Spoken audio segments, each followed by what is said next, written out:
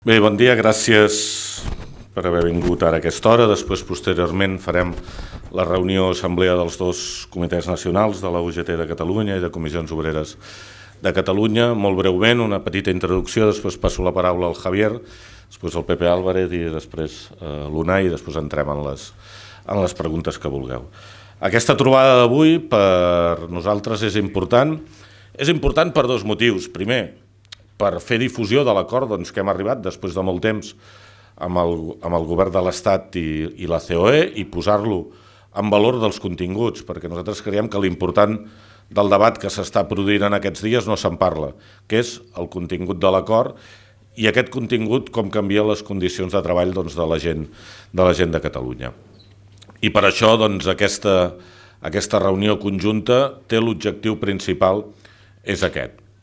Evidentment, esperant que es produeixi la convalidació la setmana que ve i nosaltres el que creiem és que aquesta convalidació s'ha de produir amb la mateixa majoria d'esquerres que va fer la moció de censura al Rajoy i que, per tant, dels responsables importants de les reformes laborals i de la precarietat laboral que en aquests moments encara patim, ja no governin i, per tant, que a partir d'aquell moment hi haguessin unes polítiques d'esquerres que marquessin la línia política. Aquesta mateixa majoria d'esquerres que va fer l'acord d'investidura on molts dels aspectes que hi ha en l'acord estaven reflectits en aquest acord, la mateixa majoria d'esquerres que va fer que els darrers pressupostos de l'Estat fossin aprovats. I per tant creiem que aquest és el camí de la recuperació econòmica, el camí sobretot de la recuperació de drets i el camí continua. Per nosaltres aquest acord no és ni a l'inici ni al final de res, és un acord que continua amb la suma de l'increment del salari mínim, amb les polítiques d'ERTOs, amb l'acord de pensions i que després ha de continuar amb les matèries que no s'han tocat en aquest acord. Nosaltres hem acordat el que hem acordat i el que no s'ha acordat està pendent de negociació, de mobilització i de poder arribar a acords. Per tant, aquí no s'acaba res i és una recuperació molt important. I finalment, per aquells que diuen que aquest acord no és el que Catalunya necessita o que no és prou per Catalunya, recordar que segurament dels llocs on té més impacte la prioritat aplicativa del conveni d'empresa és en la diferència salarial a la província de Barcelona.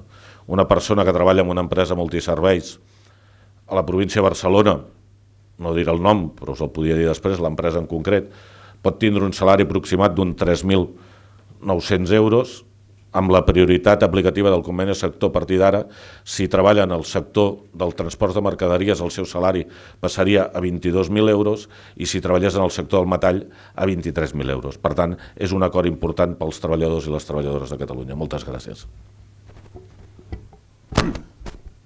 Bé, bon dia a totes i a tots. Nosaltres només plantejaré un parell de coses. Primer, el convenciment des de les Comissions Obreres de Catalunya que aquest acord canviarà la cultura del treball en el nostre país, que està arrelada des de fa molts anys, sobretot amb el que hi és la utilització i l'abús de la contractació temporal que ha produït probablement un sistema de precarietat dual que ha tingut fins i tot que ser cridada l'atenció per al conjunt de les polítiques de la Unió Europea. No només ja és un sentit propi de justícia social, sinó també d'encaix en el sentit en el marc on nosaltres desenvolupem la nostra política econòmica i social.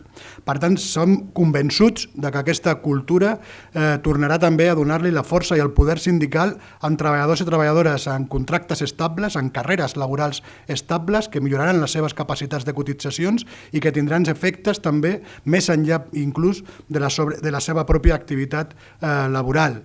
I aquest poder sindical té també un sentit de recuperar l'equilibri de la negociació col·lectiva que va estar menystenit per la reforma del Partit Popular, col·locant la ultraactivitat com una espasa de Damocles perquè els treballadors i les treballadores tinguessin dificultats a l'hora d'establir les seves reivindicacions a les negociacions dels convenis col·lectius i també traient la prevalença del que és l'espai de la solidaritat i de la competència lleial entre empreses, com és el que mostra les condicions que regulen els convenis sectorials.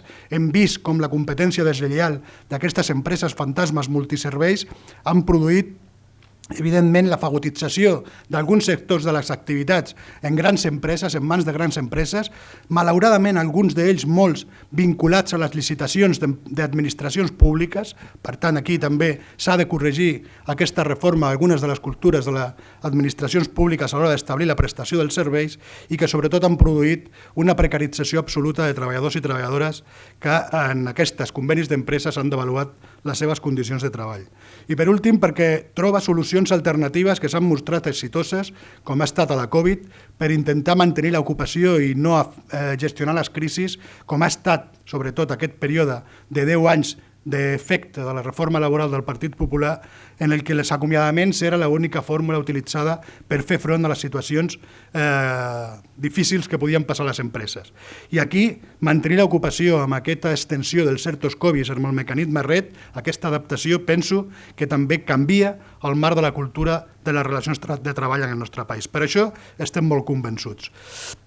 I també perquè som fermes convençuts de que la democràcia s'avertebra des de la capacitat de poder eixamplar els mecanismes de participació de la ciutadania, participació articulada com que mostra la concertació i el diàleg social. I estem convençuts que els partits que conformen la majoria al Congrés del Diputat que van facilitar la investidura, que alguns d'ells també participen d'espais de govern amb els seus propis àmbits d'actuació territorial, com és el cas d'Euskadi o a Catalunya, doncs són també fermes convençuts de que la concertació i el diàleg social també eixampla la democràcia i que aquesta capacitat de trobar el diàleg com un element d'intentar aconseguir consensos, com ha estat a l'acord del diàleg social per la reforma laboral, no és fàcil d'aconseguir, perquè són els interessos contraposats d'empresaris i treballadors que no estan molt a prop del que és normalment el nostre interès i els nostres objectius, i que en canvi hem fet mesos de negociacions i de diàleg per trobar aquests consensos. Hem calculat les majories parlamentàries que donaven capacitat de pressió a les taules de negociació i hem estat capaços d'arribar a un acord tripartit que és probablement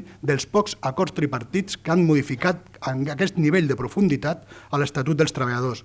Per tant, estic convençut que no es minarà la confiança dels diferents espais de concertació i diàleg social no convalidant aquest decret. I a Catalunya, per exemple, necessitem reforçar la confiança en la concertació i el diàleg social. Tenim reptes importantíssims, reptes com l'Acord Interprofessional de Catalunya, reptes com el Pacte Nacional per la Indústria, per acabar d'intentar arrodonir el que és un canvi real del mercat de treball i del model productiu. I això ho farem amb el diàleg social, amb la concertació i amb la participació directa dels agents socials i el govern. I en aquest sentit estic convençut que aquesta reforma no es quedarà a les portes del Congrés per arribar, evidentment, a publicar-se en el BOE.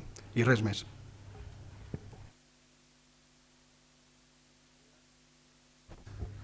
Buenos días, gracias por acompañarnos. Bien, estamos en el inicio de este proceso de explicación, de trasladar a la opinión pública, de trasladar a nuestros delegados y nuestras delegadas cuál es el contenido del último acuerdo de reforma del mercado de trabajo. Pero yo creo que podríamos empezar situando que estamos en un trabajo que dura desde hace años, que se vio interrumpido por el COVID, pero que después hemos reanudado, de desmontaje, de derogación de las reformas laborales, de la reforma de las pensiones que en su momento el Partido Popular en la crisis anterior nos impuso. Y digo esto porque hoy hay millones de pensionistas en nuestro país que han visto que efectivamente la reforma, la derogación de las reformas de las pensiones del PP les han devuelto que las pensiones se revaloricen con el IPC. Y hemos pasado de ese 0,25%, de esos 3, 4, 10, 9 euros, a 30, 40, 50, 60 euros. Y creo, sinceramente, que el solo hecho de ver hasta qué punto transforma la vida de las personas las reformas que hemos ido pactando, nos da fuerza, nos da aliento para continuar explicando y para continuar pidiendo al conjunto de la sociedad confianza, movilización y trabajo para poder mejorar de manera sustancial nuestras condiciones de vida y de trabajo. Estamos ante un acuerdo realmente importante. Si no fuera porque no se puede abusar de las palabras, diríamos que es un acuerdo muy positivo. Yo creo que es un buen acuerdo. Un acuerdo que nos permite, en primer lugar, abordar las cuestiones fundamentales que en su momento el Partido Popular introdujo en la reforma del año 12. Pero nos permite algo más importante que eso todavía. Nos permite abordar de manera muy importante los problemas endémicos que tiene el mercado de trabajo en nuestro país en relación con la temporalidad, en relación con la precariedad. Y ahí no estamos solo hablando de derogar las reformas del 12, ahí estamos hablando de un cambio que va mucho más allá, que seguramente que es un cambio que viene después del primer Estatuto de los Trabajadores, de la primera apertura que se hizo en nuestro país de la contratación temporal y que ha venido hasta el día de hoy degradando las relaciones laborales en nuestro país. Hay un debate en relación a si la reforma es buena o es mala. Hay un debate incluso no solo social, sino también político en relación a lo que no hay en esta reforma del mercado de trabajo que está en el Boletín Oficial del Estado y que puede ser ratificado o no este jueves en las Cortes Generales. Y a mí me gustaría en ese sentido situar lo siguiente. Esta reforma hay que valorarla por los puntos que hemos tocado. No hay que valorarla por los puntos que no hemos tocado. Lo importante, lo trascendente de esta reforma es hablar de lo que hemos hablado en la mesa de negociaciones. ¿Y por qué hemos hablado de estos temas? No ha sido un capricho. Si no hubiera venido la pandemia del COVID, en la primera mesa que teníamos abierta antes del COVID, no teníamos establecido que el orden de prioridades de negociación fuera el que ha sido finalmente. Eso se estableció después de que el Gobierno de España llegara a un acuerdo con la Comisión Europea en el memorándum en el que hay tres ítems, tres cuestiones que teníamos que resolver antes del día 31 de diciembre para que España pudiera continuar recibiendo los fondos de reconstrucción que llegan a nuestro país. Y por eso se han elegido esos tres temas, por eso hemos solventado esos tres temas, por eso esos tres temas son los que en estos momentos son objeto de debate. ¿Eso quiere decir que el resto de la reforma ya está? Para nosotros no. Y lo hemos venido diciendo por activa y por pasiva. Es decir, las cuestiones que tienen que ver con los despidos colectivos, con las causas de despido, que tienen que ver con la propia indemnización en el caso del despido, son cuestiones a las que nosotros no hemos renunciado en absoluto, al contrario. Creemos que son elementos que tienen que formar parte de una segunda o tercera o cuarta, porque ya llevamos unas cuantas negociaciones con el Gobierno. Por eso, a mí me gustaría que nos centráramos en lo que hemos acordado y que todo el mundo sea consciente que en el Congreso de los Diputados no se va a votar lo que no hemos acordado, sino que se va a votar lo que hemos acordado. Y que cuando sus señorías aprieten el botón para votar en el Congreso de los Diputados estarán decidiendo sobre la contratación, estarán decidiendo si quieren que en nuestro país prevalezcan las más de 40 modalidades de contratación que decían que había, o quieren que en nuestro país haya seis modelos de contratación, 2 indefinidos, 2 temporales y 2 de formación, que cambian sustancialmente la situación que había antes de esta reforma.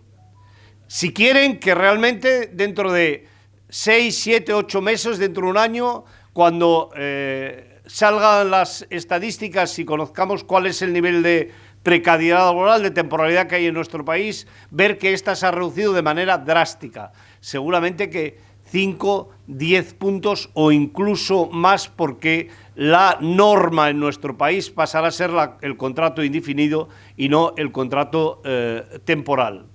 Si quieren que en nuestro país acabemos con esta situación de explotación de nuestros jóvenes con múltiples contratos formativos, y vayamos a 2 contratos formativos con derechos, o no, o quieren continuar con esta situación.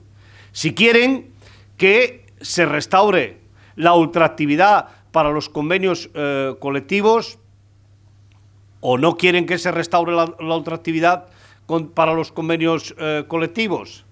Si quieren poner un punto y final a las empresas de servicios integrales y, por tanto, conseguir que los trabajadores y las trabajadoras que trabajan en las empresas, en algunas subcontratas, se les aplique el convenio del sector, o quieren que continúen con estos convenios que casi todos están en el salario mínimo interprofesional, que son los convenios de las empresas de servicios integrales. O si quieren que el sistema de ERTES, del que tan bien hemos hablado y tanto ha dado de sí durante esta pandemia, lo podamos consolidar como el sistema de flexibilidad de las empresas en caso de problemas, ya sea por cuestiones de catástrofes climatológicas, ya sea por pandemias o sencillamente por cambios de sistema productivos de las empresas. Ese es el fondo de la votación que va a haber en el Congreso de los Diputados, y eso es a lo que tienen que responder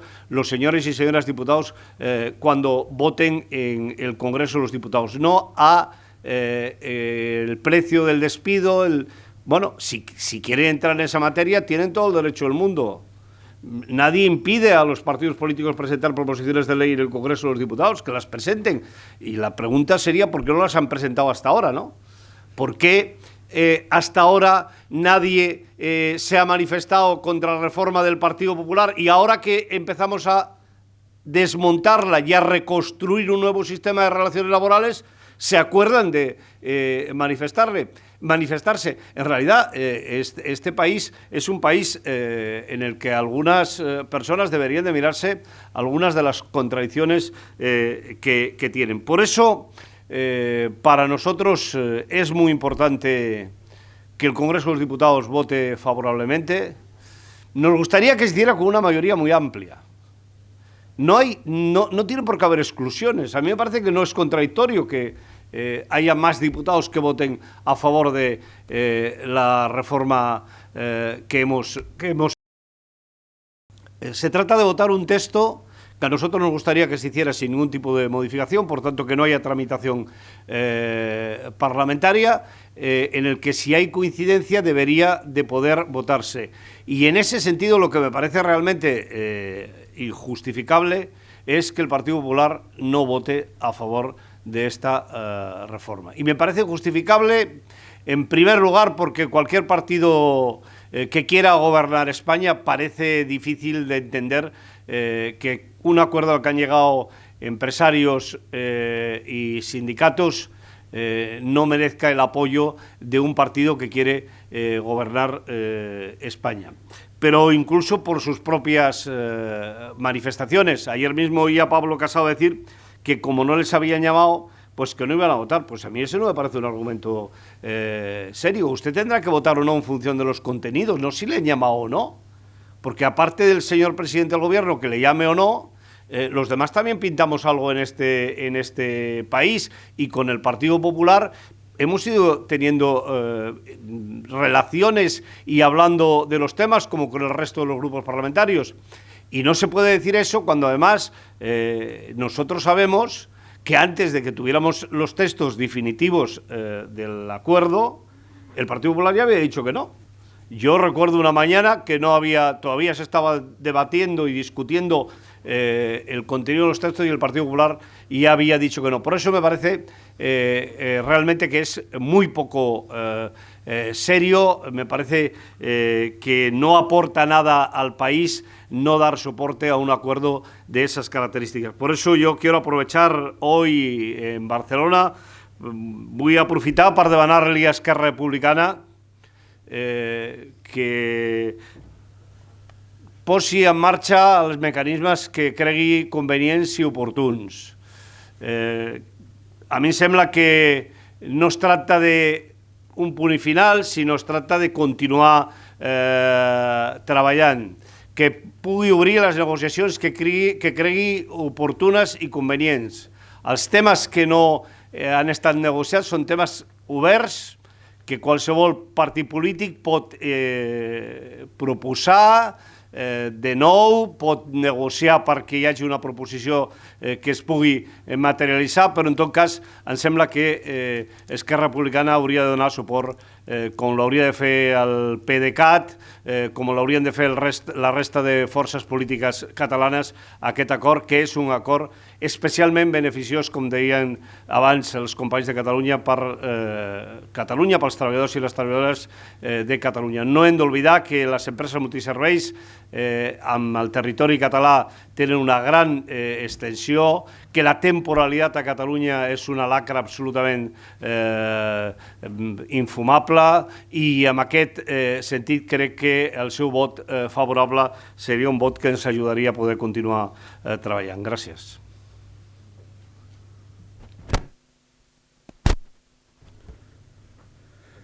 Vale, pues buen día a todos y a todas. Gracias por vuestra asistencia.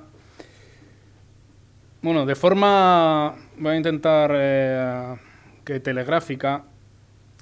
Hoy damos inicio a un proceso de encuentros con órganos de dirección y de asambleas conjuntas que las dos confederaciones sindicales de Comisiones Obreras y UGT vamos a hacer por distintos territorios del país, algunos en actos conjuntos y otros en actos separados, pero en la misma idea y en la misma línea, ¿no?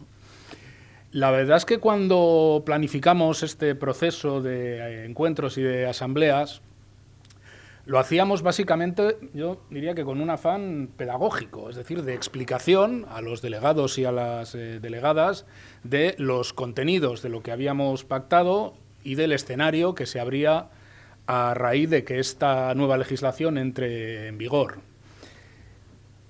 Era muy difícil prever que pudiéramos iniciar este proceso casi como un proceso no tanto de pedagogía como de convicción a las fuerzas políticas y particularmente a las fuerzas políticas de izquierdas del por qué hay que convalidar este decreto. Esto era un escenario verdaderamente impensable y es verdaderamente notable, ¿no? Porque el problema que estamos teniendo tiene que ver con la falta de comprensión que yo creo que se está manifestando en las fuerzas políticas sobre algunas cosas que son preocupantes. En primer lugar, estamos ante una reforma que por primera vez en nuestra democracia contiene un montón de medidas, más de 50 páginas del Boletín Oficial del Estado, donde todas y cada una de esas medidas suponen una mejora en los derechos laborales de los trabajadores y las trabajadoras. Estamos ante una reforma que, en nuestra opinión, consolida una política laboral desempeñada en esta crisis de la pandemia, que es diametralmente distinta a la que se adoptó en otras crisis y cuyos resultados estamos comprobando estos mismos días.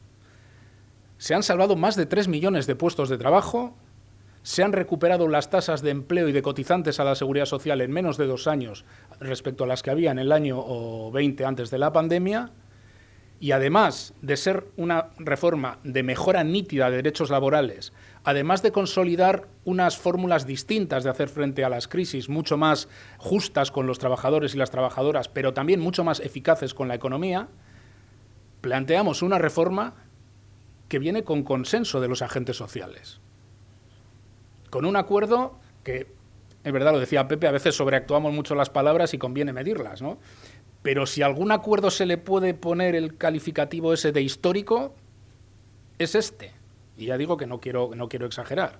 Pero es un acuerdo muy relevante, con buenos contenidos para los trabajadores, indiscutiblemente, que consolida una política laboral distinta, que creo que tenemos que darle recorrido en los próximos años, y que además se hace con acuerdo social.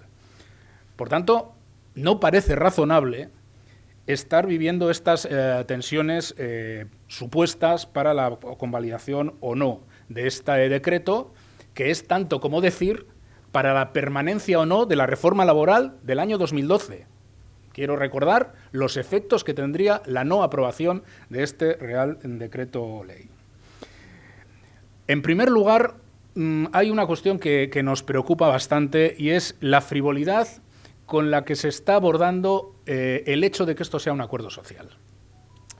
Y alguna expresión que poco menos que viene a decir que estos son ejercicios de regate que hace el Gobierno para dar, a través del acuerdo social, legitimidad a sus medidas. Miren, no. El acuerdo social en nuestro país, avalado por los agentes sociales, es una institución tan democrática como las Cortes Generales.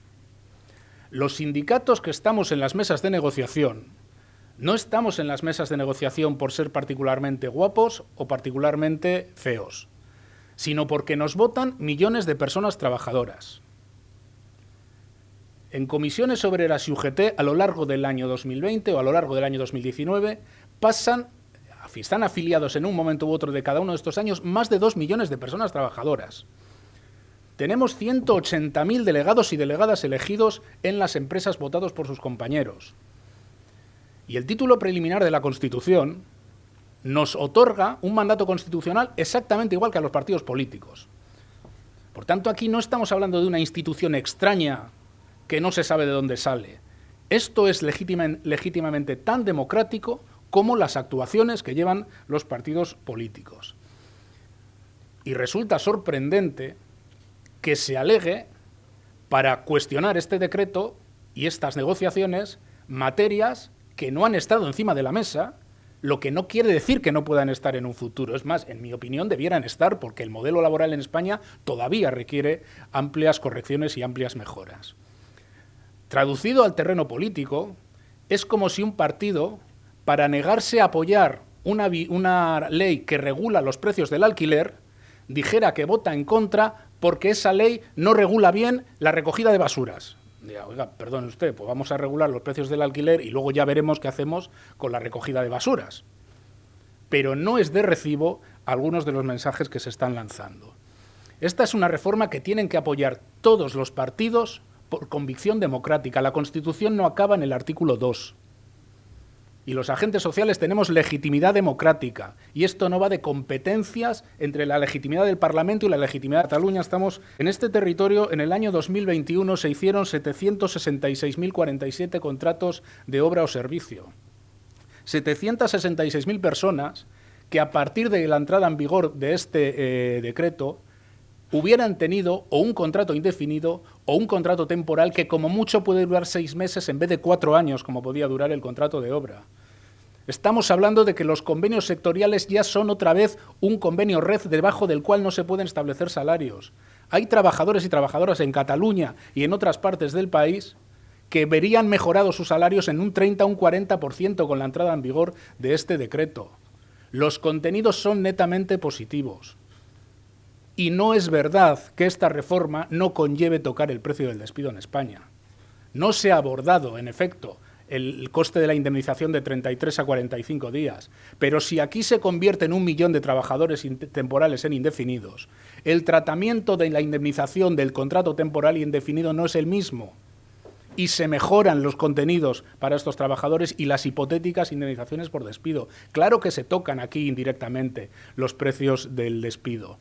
Pero se trata sobre todo de que no se despida, que los trabajadores temporales en este país tienen 4,2 contratos de media al año, que duran una media de 56 días, que alguien que tiene un contrato de 56 días, su prioridad no es que le paguen 100 euros más o menos de indemnización, es que cuando hay un problema no le despidan de la empresa. Y por eso revalorizamos los ERTES y por eso ponemos un nuevo mecanismo red que funcione como alternativa a esos despidos. En fin, Es verdaderamente un tanto ocioso tener que volver a desgranar contenidos que, insisto, por primera vez son netamente de mejora para los derechos de los trabajadores y de las trabajadoras. Pedimos también un poquito de altura de miras. En otras crisis se ha salido con una clase trabajadora cada vez más desvertebrada. Ha ocurrido en las crisis en nuestro país, y es no perder empleo, recuperar empleo y mejorar nuestro tejido productivo. En las crisis de nuestro país siempre hemos salido de otra manera, perdiendo empleo, precarizando el empleo y sufriendo netamente nuestro tejido productivo en distintos procesos de desindustrialización y de pérdida de músculo industrial y productivo en España. Estando en disposición de abordar las cosas de una manera distinta, no se puede perder esta ventana de oportunidad. Pedimos a los partidos de izquierda que levanten la vista, que se apropien de una política laboral que no es del Gobierno, que es del Gobierno, que es del diálogo social y que debe ser de la mayoría parlamentaria que ha facilitado esta investidura y esta legislatura. Y que no vean esto como una cuestión de competencia, que en efecto las reivindicaciones que pueda plantear cualquier partido de izquierdas tienen recorrido a lo largo de la legislatura y, es más, muchas de ellas las compartimos, pero están fuera del perímetro de lo que hemos negociado. Por tanto, de forma muy sintética, a todas las fuerzas políticas pedimos el voto a favor por convicción democrática, porque esto parte de un acuerdo social. Particularmente a las fuerzas progresistas, además de eso, se lo pedimos porque los contenidos son netamente buenos para la clase trabajadora. El perímetro del acuerdo es el que es. El recorrido del acuerdo es el que es y es mucho. Aquí puede haber por primera vez una reducción muy importante, drástica, de la tasa de temporalidad en España, y eso tiene un enorme valor, y tiene que formar parte también de la reconstrucción de un contrato social y de hacer políticas materiales para las mayorías sociales. Creemos que el momento es sumamente importante. A nadie se le escapa las derivadas políticas que podría tener una no convalidación de este decreto, pero a las organizaciones sindicales, sobre todo, nos preocupa la vida de la gente. Esto va de si a partir de mañana hay más contratación estable, más contratación indefinida y menos contratación temporal. Esto va de cuando un chaval de 20 y tantos años tiene que ir a pedir un crédito al banco y le piden el tipo de contrato que tiene, pueda decir que tiene un contrato indefinido y tiene un mejor salario si puede ser para que no se tenga que endeudar. Esto va de que las camareras de piso, pero no solo las camareras de piso, otro montón de trabajadores dejen de cobrar salarios de miseria en las empresas multiservicios. Esto va de que cuando hay un problema en una empresa, en vez de recurrir al despido de los temporales, se despide y a otra cosa mariposa, pero luego, por supuesto, que se pueden seguir tomando medidas de carácter laboral. Entre otras cosas, la subida del salario mínimo interprofesional que tenemos que abordar ya. Primera prueba de que aquí hay vida laboral después de la convalidación de este decreto. Por tanto, insisto, seriedad, altura de miras y pedimos la convalidación de lo que hemos hecho porque es muy buen decreto, es un paquete de medidas positivo para las trabajadoras y los trabajadores de Cataluña y del resto del Estado.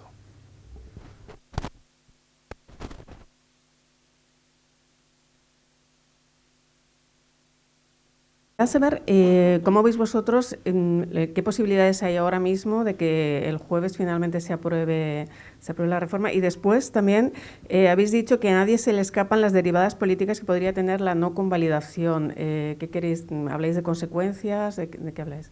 Gracias. Bueno, yo respecto a la convalidación, más allá del mensaje que aquí hemos lanzado, yo soy optimista. Yo sinceramente creo que se va a convalidar, porque es que el escenario alternativo me parece impensable, me parece casi que entramos en el terreno de lo surrealista.